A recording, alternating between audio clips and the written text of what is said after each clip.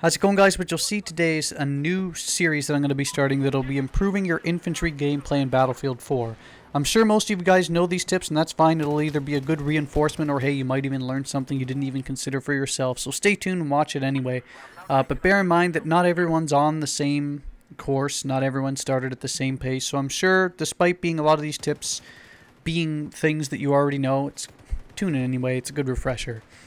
Uh, This video specifically is going to be focused on situational awareness and what it is, why you should get better at it, because it separates the good from the great from the bad players out there.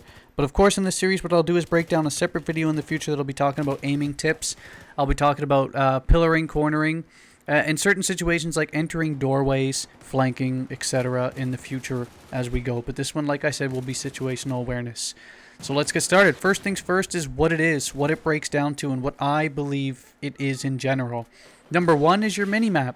It tells you everything from map layouts, enemy locations, your teammates' locations, the directions the enemies are facing and your teammates are facing, the objectives you have and you don't have, the ones you should get next. Like I said, where your teammates and squad mates are, if they're in danger, whether you should spawn on them or not, the vehicles you have, whether you should spawn on the vehicles or not, etc. It tells you everything. I think personally it's the single most important piece of information on your screen at all times. If you don't look at it very often. Start looking at it very often. And if you already do, congratulations, you're ahead of most of the curve when people playing FPS games. In fact, for me, I usually check it every few seconds, and I check it almost every single time I get a kill on the enemy. And I'll check it right before I plan on moving to a new location or whether I should stay put and hunker down. It gives me a great idea of what I'll be expecting next or if I've missed something, because there's no worse feeling on earth than when you clear a room and you're pushing to go get another flag and you start seeing the flag you just cleared start flashing again. Good situational awareness tells you should go back and probably try and find that pesky guy you didn't finish and kill. And again, if you've seen me in multiple gameplays I've used in the past where I somehow turn and kill a guy and you wonder how the hell I knew he was there, there's a good chance I saw him on the minimap a second or two before I actually did the kill. So minimap's vital. With regard to the minimap, another tip I like to use is I use the 50 meter zoom in close quarter engagements or smaller maps like Metro, and I'll use the 100 meter zoom in larger maps, especially when I'm in vehicles.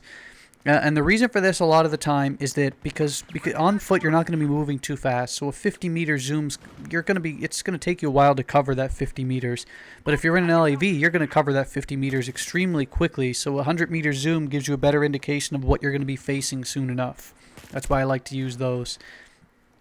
In addition to the enemy icons, the Doritos that you'll be seeing on your minimap, you can see where your teammates are, where they're facing, and where they're dying, because they'll disappear on the minimap, and on your screen you'll see a skull. It can give you a great idea of where the enemy is and inform you of whether they're trying to flank or where they're going to be going to next, and it builds on the next point I'll be talking about in a minute. The minimap's the single most important piece of information on your screen, and if you're not using it, use it a lot more, and if you are using it, use it even more. Number two is your knowledge of a map. Where the flags are, how far away you can be from them to cap them, because I know not all flags are created equally. The bottom section flags of Operation Metro, you have to be next to them to cap, but in, say, Operation Firestorm, you can be 20, 30 meters away and still be in range to cap them. Map knowledge will also tell you where the hotspots are, like the escalators in Metro, in areas that ideally are free of problems. Like, say, if you want to avoid without being spawn killed, you want to spawn on your spawn or a flag you've already captured. Map knowledge also tells you where the flanking areas are. If you pair this with the ebb and flow of a match, which again I'll discuss shortly, you'll know when and where to flank to completely bust open the floodgates or try and take back an enemy flag to push them off their spawns. In Rush, your knowledge of a map will tell you where the MCOMs are. Are the enemies going to cluster around cover on those MCOMs? What should you do to clear them out if they are? Where are the spawns? Where are they going to spawn back if you kill them? Where are their vehicle spawns? If the map's linear or a straight line, you can have a great idea as to where the enemy is and where they'll be coming from next. Another point I'll mention is on Metros and Locker come to mind specifically for that point. Other flags or other maps where the flags are more spread out are more difficult to predict, though. Where are the battle pickups, for example, another point with regard to map knowledge. A lot of the time, when in lockers, if you're pushing that outside lane, you can pick up that 50 cal and dominate that outside lane before the enemy even has a chance to push up. Where are your opportunities for cover? If you have cover, if you're looking at the whole screen instead of one or two areas, there's a good chance that you're overexposed and now you're playing a reaction style game instead of opposed to letting them come to you. If you know all of the answers to these questions for the maps for all of the maps in the game, you're at a massive advantage versus not only people that haven't played these maps, but people that don't recognize these patterns in map-to-map gameplays and types. Number 3, with regard to situational awareness, how the match is playing out specifically. Again, not all maps are created equally. Not all opponents are created equally. Some maps will go great for you, some won't. This one here is largely what I refer to when I talk about situational awareness in game.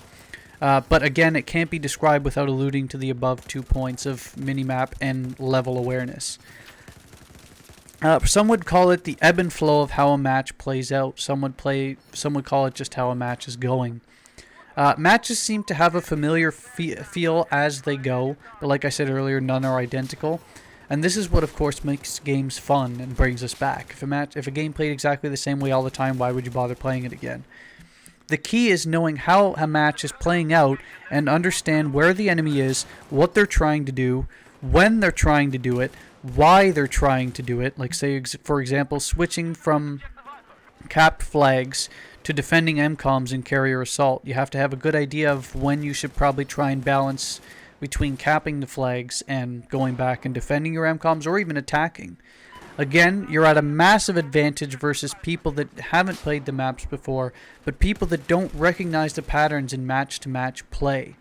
Understanding that getting to see on lockers first will dramatically increase your odds of winning, or getting a particular flag that'll unlock a vehicle, like another scout chopper or another tank or another attack boat, like say in Paracel Storm, dramatically helps your odds of winning. Knowing when you're losing a flag, but your squad mates are on that flag, is a great idea of knowing when and understanding the ebb and flow of spawning on them to increase your odds of getting that flag back. Staying back and protecting your kill-death ratio in a situation like that is extremely poor situational awareness, or maybe it's good situational awareness, but it's just selfishness. But it's understanding the ebb and flow of how a match is playing out, and it's trying to predict and stop what an enemy is trying to do.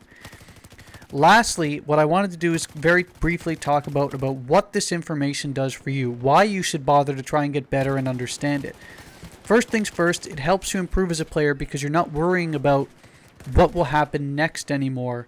You have a very good idea, or at least somewhat of an idea, of what will happen next and what you should probably do to try and stop it.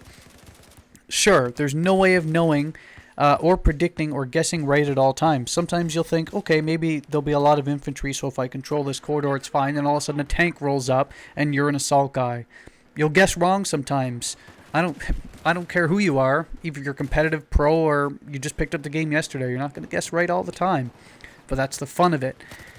In addition to that, situational awareness reduces the amount of instant reaction encounters that are sort of one of those, a guy turns the corner at the same time as you and it's a 50-50 shot at winning. And it makes encounters far more easier to predict and win. You can usually tell if a player has a low situational awareness because they'll run blindly around corners and they don't really seem aware of the dangers that are around them at all times. There's a good chance that they're not reading their minimap, they're new to the level, or they're not trying to predict where the enemies are going to be coming from. So basically that's the key point. It's a massive factor in improving your skills, your score per minute, your wins, your kill-death ratio, and it just makes your gameplay experience a lot more pleasant. You can improve even just by improving your situational awareness alone. Even if you were still absolutely terrible in terms of aim, if you know where to put yourself so that you'll have the first draw, you'll probably win that encounter. So situational awareness is a very large, very significant part of becoming a good player. So try to improve it. That's my commentary on situational awareness. Hope you enjoyed. See you.